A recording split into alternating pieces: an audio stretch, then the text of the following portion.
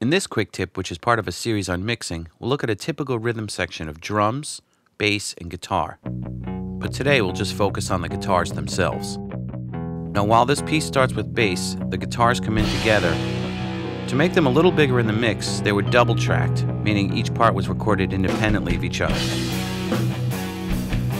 So the first mic is on a Mesa Boogie cabinet, and it's a Royer 121 ribbon. That's a 421 Sennheiser. They each have their own character. So on the Royer mic, I'm going to add a little reflective room sound using a Sonnox Reverb reflective room. Here's the send. Let's turn it off. Just want to add a little bit of depth to the sound, almost like you had a room mic on the cabinet. Since there's a lot of kick and bass in this song, I don't need all the low end from the guitar, so I'll filter it down. Now I want to cut a little mid-range, so I'll sweep it high, right there, and pull it down, just to add some clarity. Now I'm going to add a little edge. We'll do the same thing, sweep it, right there, just add a little bit. Now remember, this is blended with another microphone, so you have to hear them together. Put that there. There's the 421, which is a brighter mic in general. So I'll lower it and raise it until it sounds good, right about there.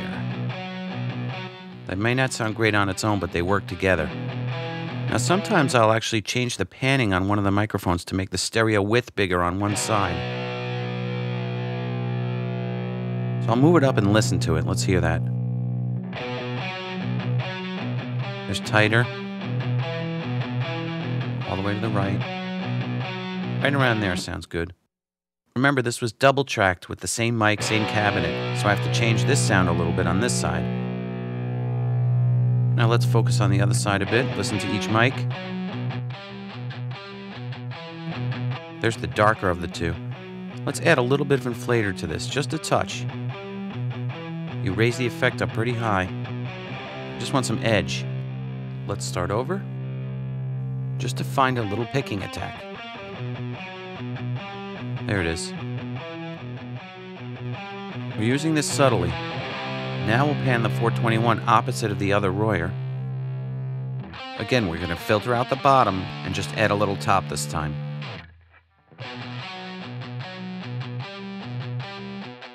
This will help the bass and kick punch through later. Sweep it. Some nice edge there, that's good. Let's put them together. And add in the double track.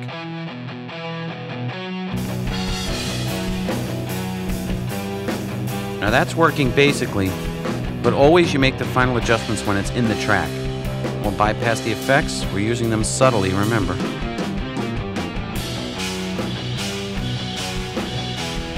Okay, we could use a little bit more. That's what I mean by adjusting in the track.